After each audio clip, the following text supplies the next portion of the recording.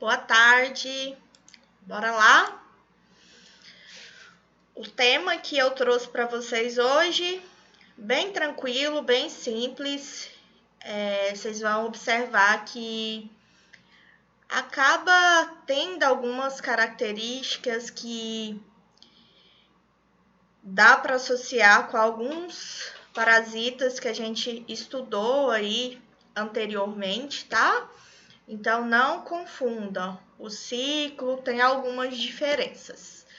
Então, hoje a gente vai conversar sobre a giardíase.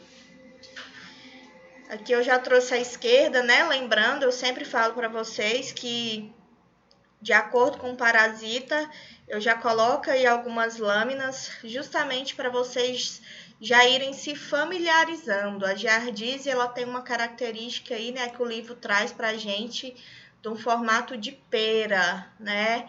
A pera, os flagelos. Então, essas já são algumas características aí que são específicas da giardíase. Então, eu trouxe aqui mais uma imagem, né? Provavelmente aí uma microscopia eletrônica que trouxe essa imagem 3D perfeita, né, gente? Dá para visualizar muito bem. Então, aperta o cinto, ajusta a postura, que a gente vai iniciar de forma bem objetiva, pontuando os principais pontos, né? Que é isso que interessa aqui para a gente, em se tratando da prática. A giardíase, ela é uma doença, né, parasitária que causa aí frequentes surtos diarreicos associado aí à água. Então, já de início aqui, eu estou trazendo para vocês que a água é aí um fator de risco, né, importante, porque é uma doença, né, que os cistos, eles se acumulam ali nessa água. Então, um sinal muito importante, muito comum, é a diarreia. Tudo bem? É uma diarreia que geralmente ela é infecciosa, por isso que ela é mais agravante, por isso que se torna uma doença que tem que ter um olhar maior. Porém, é uma doença ainda que ela é negligenciada. O que isso quer dizer, professora, quando a senhora fala que é uma doença negligenciada? É uma doença, né, negligenciada, é aquela que geralmente é causada aí por uma doença infecciosa ou por um parasita, e que é uma doença de causa endêmica, considerada endêmica em pessoas e em regiões de população de baixa renda, né? Ou seja, é uma doença negligenciada também porque os investimentos para esse tipo de parasitose, geralmente eles são reduzidos, os indicadores, eles são inaceitáveis, então por isso que é uma doença negligenciada, por esse fator, por ser considerada aí uma endemia que se espalha ali numa população de baixa renda, tá? Então, olha aqui, já afirmando aí o que eu acabei de falar, é uma doença que ela tem uma estreita relação com a pobreza. Então, ela tem uma estreita relação com a falta de saneamento básico. Então, aqui, mais uma vez, eu coloco para vocês, toda aula eu estou falando, a importância de você, enquanto enfermeiro, lá daquela unidade básica de saúde, ser um educador. Educador em relação a quê? Ações que trabalhem a promoção e a prevenção, seja lá qual for a patologia. Mas como a gente está falando da giardíase, você já tem que se lembrar que esse é um trabalho que ele tem que ser realizado por você, pela sua equipe, um trabalho de conscientização, um trabalho de promoção, de prevenção, né? Que no caso aqui são as ações profiláticas. O que a gente deve fazer para poder prevenir esse tipo de parasitose, tá? Então, aqui eu trouxe o agente etiológico, né? Ela é causada aí por um protozoário. O que é importante aqui pra gente é a Giardia lamblia, certo? Ou Giardia duodenalis, ou Giardia intestinal.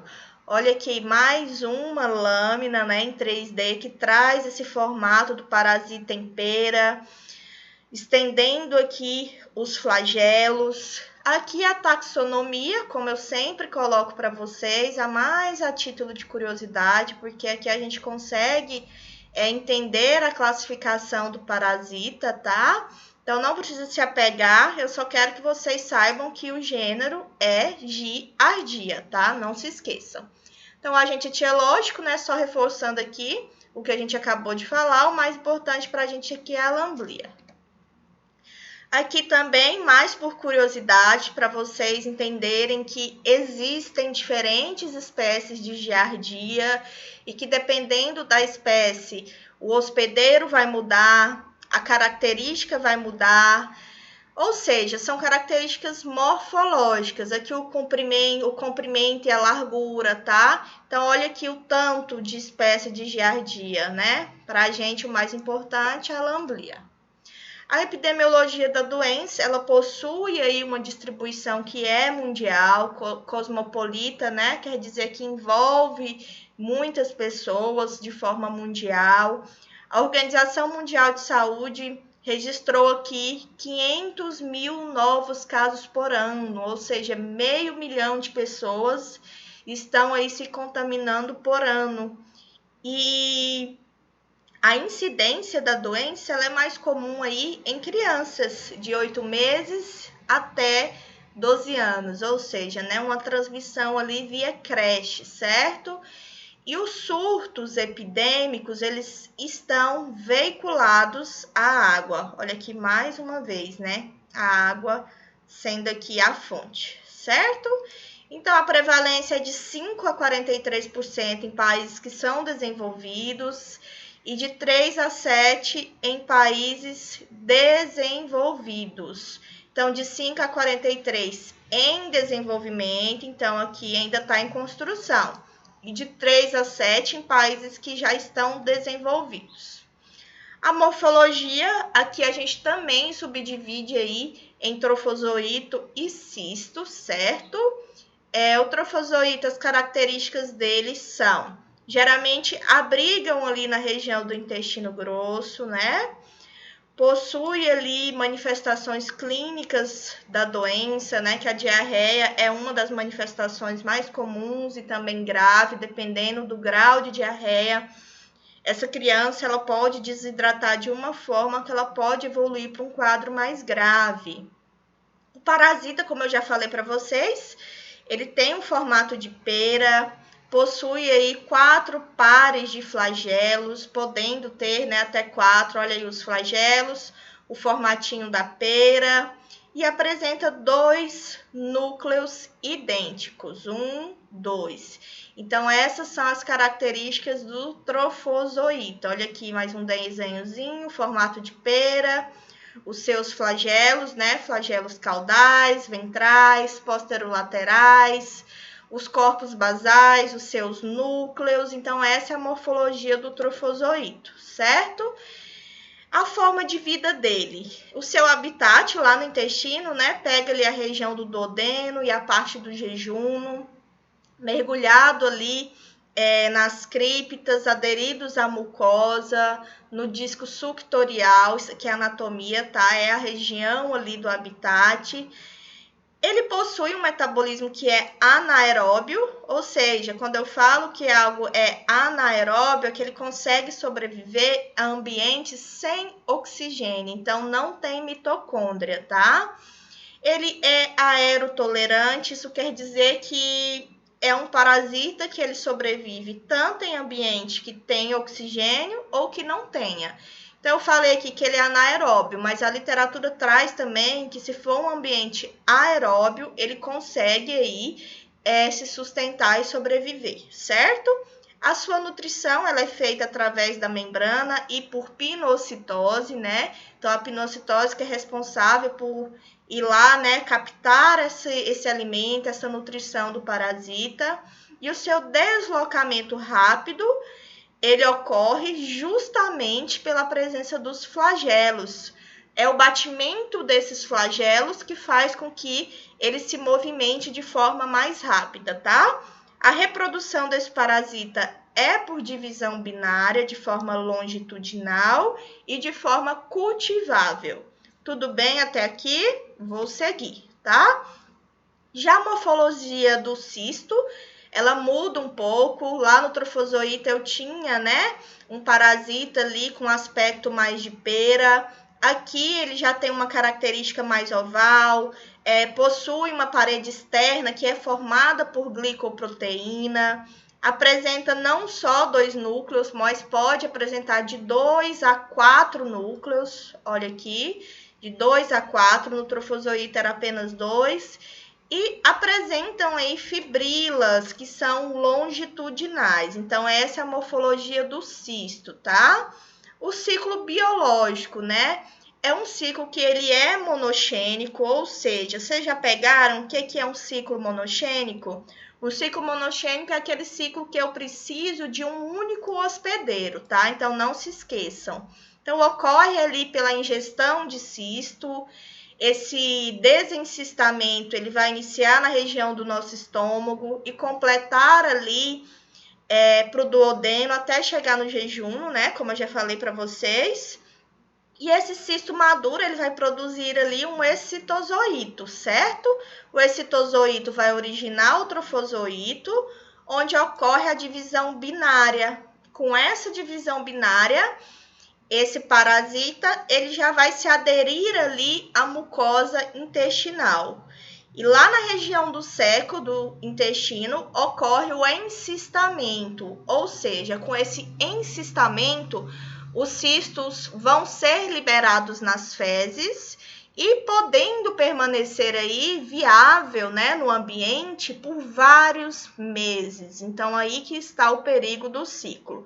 Ficou ok? Compreensível para vocês a relação do ciclo biológico? Ok, vou passar.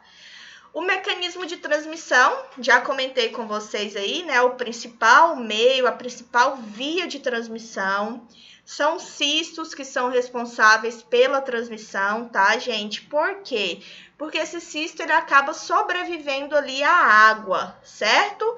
Então, água contaminada, alimentos que foram lavados com aquela água contaminada, existe um tipo de transmissão que ela é direta pelas mãos, né? A gente fala fecal oral, aquela pessoa que foi no banheiro, né, fez a necessidade e acabou não lavando as mãos depois dali e logo, né, se movimentou ali, passou a mãozinha na boca, pegou em algum alimento que depois deglutiu. Então, esse é o mecanismo de transmissão. O período de incubação da doença, ele é ali em média entre 1 a 4 semanas, de 7 a 10 dias. Então, muito tranquilo o mecanismo de transmissão. Cistos são responsáveis, tá? Porque eles sobrevivem na água e a gente se contamina pelo meio de águas e alimentos, tá? Então, aqui mais uma forma de educação continuada que você, enfermeiro, gerente lá da sua unidade básica, você consegue trabalhar bacana em se tratando de promoção e prevenção de saúde. Quais são aí, né, as manifestações clínicas dessa doença, a sua sintomatologia? Pode variar, tá? Tem pacientes que são assintomáticos, aqui também existe. Tem portadores que são sintomáticos, evoluindo aí de uma fase aguda para crônica, certo? Então, os principais sintomas, eles chegam para a gente com pacientes apresentando muita dor abdominal, ou seja, né, cólica, dor abdominal, diarreia líquida, já falei para vocês, né, com aspecto mucoso, com aspecto mais gorduroso e com ausência de hemácias. Então, é uma característica mais mucosa e gordurosa. E uma má absorção intestinal. Então, esse indivíduo, ele se sente ali incomodado na região ali do trato gastrointestinal, porque ele está com cólica, ele está com diarreia, então isso traz essa manifestação de má absorção intestinal, tá? E a incubação fica aí por volta de 12 a 20 dias. Então eu trouxe aqui os principais sintomas para ficar bem claro para vocês: diarreia, gases, né, flatulências, azia, que é a pirose, dor abdominal, perda de peso, anorexia, e as fezes aí num aspecto mais amarelado. Então, diarreia, gases, azia, dor abdominal, perda de peso e fezes amareladas, justamente porque é uma fezes mais gordurosa e com presença de muco. O mecanismo da doença, né, da patogenicidade, ele ocorre aí principalmente de forma mecânica, né, ou seja, esses parasitas em grande quantidade, eles vão se aderir ali, vão recobrir toda a parede do nosso duodeno, vai formar como se fosse um tapete. Olha a quantidade, gente, isso aqui vai destruir essa região, certo? E a literatura traz como impressions prints. O que isso significa? Impression prints são as marcas deixadas quando o parasita se desloca, né? Então, ele acaba arrancando ali as microvilosidades daquela região. Então, é como se ele tivesse deixado uma tatuagem ali daquele local que ele se aderiu. Então, isso se chama impression prints, tá? São as marcas deixadas quando o parasita passou ali pelaquela região. Então, aqui eu trouxe uma imagem microscópica da adesão de um trofozoito na região da célula epitelial do intestino delgado. Olha aqui, ó. Trofozoita, trofozoita, trofozoita, trofozoita. Eles estão aderindo a essa região justamente para formar o tapete que eu acabei de falar para vocês. Como que é feito o diagnóstico dessa doença? O diagnóstico ele é parasitológico, ou seja, né, vai examinar as fezes do doente, certo? Então, vai pesquisar cistos na região da feze, na região diarreica, nas fezes diarreicas, perdão, vai pesquisar trofozoitos ou também cistos. Na região do fluido ali do duodenal, na parte mais interna do corpo, vai pesquisar trofozoitos, certo? De que forma? Fazendo uma biópsia ali da região do jejum, ou seja, eu vou biopsar, eu vou retirar uma peça para poder analisar. Isso é feito em caso, tá? De pessoas que evoluem com diarreia que ela é crônica. Então, muito tranquilo. O diagnóstico ele é feito aí analisando as fezes, certo?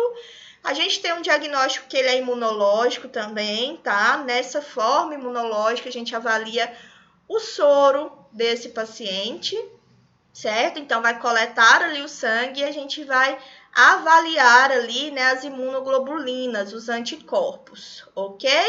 E tem o diagnóstico que ele é molecular também, que é uma pesquisa dentro da amostra de água. Então, a gente vai pesquisar o DNA parasitório por uma técnica chamada de PCR. Então, é um tipo de exame que se faz para avaliar a qualidade da água, certo? Então, aqui tem alguns cistos que estão corados com corantes, né? Claro. Lugol é um tipo de corante, Giense é um tipo de corante. Então, aqui um formatinho mais de pera, trofozoito. Aqui eu tenho um cisto mais oval. Aqui eu também tenho um cisto a fresco, certo? Então, se apeguem ao olhar das lâminas. É isso que é a prática. Pegar, né, a teoria que eu acabei de falar para vocês anteriormente, e visualizar com as características. Tem formato de pera, né? Tem ali 2 núcleos. Qual tipo de parasita é essa? Qual que é a classificação? Então, é isso aí que vocês têm que se apegar. A profilaxia, ou seja, ações, né, que a gente vai trabalhar para prevenir, é o básico que a gente já sabe, que a gente já conhece. Saneamento básico, né? Cuidar aí do tratamento dessa água, a higiene na região das creches, dos asilos, ter cuidado aí com o manuseio desses alimentos, o tratamento dos doentes, o tratamento dos portadores assintomáticos. Isso é muito importante, porque eles não manifestam, né, sintomas. Então, por isso que isso requer um olhar, né, mais direto. Os animais domésticos, a gente tem que lembrar, né, que os cães, os gatos, eles também são reservatórios, tá? Então, muito cuidado com essa profilaxia. E mais uma vez, você, enfermeiro da unidade básica, vocês vão enjoar de mim, vocês vão lembrar de mim nessa parasita pro resto da formação acadêmica de vocês. Porque eu não tô aqui só para dar teoria. Eu quero que vocês façam o link do porquê que eu tô falando isso e onde que você vai aplicar. Senão não faz sentido para mim estar aqui, tá?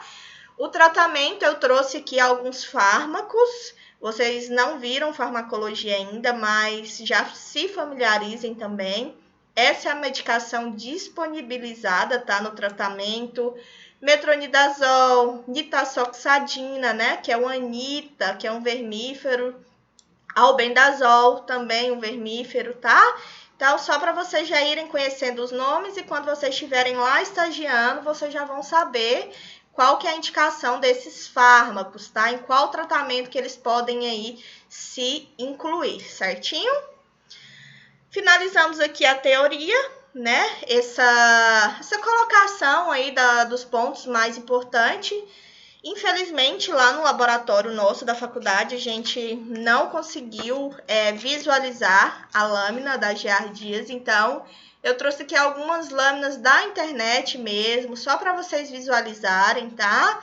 Então, aqui a gente tem o quê? Cisto, certo? Aqui tá um pouquinho mais com aspecto de pera, 2 núcleos, então vocês já sabem que isso aqui não é um cisto, né? Já sabem diferenciar. Aqui eu tenho também uma Giardia lamblia, tá trazendo aqui que aqui são futuros flagelos. Aqui também mais uma imagem recheada aí de parasitas, certo? Mais um trofozoito. É muito tranquilo de visualizar, porque a gente visualiza o formatinho de pera, os 2 núcleos e os flagelos, ó, se ramificando, certo? Aqui também um trofozoíta e aqui um cisto. Então, pela característica, a gente consegue determinar qual tipo que é. Tudo bem? Então, até mais, tá? Finalizo aqui com vocês mais essa discussão e eu volto na próxima aula com mais um tema para a gente discutir. Grande beijo e excelente fim de semana a todos vocês. Tchau, tchau!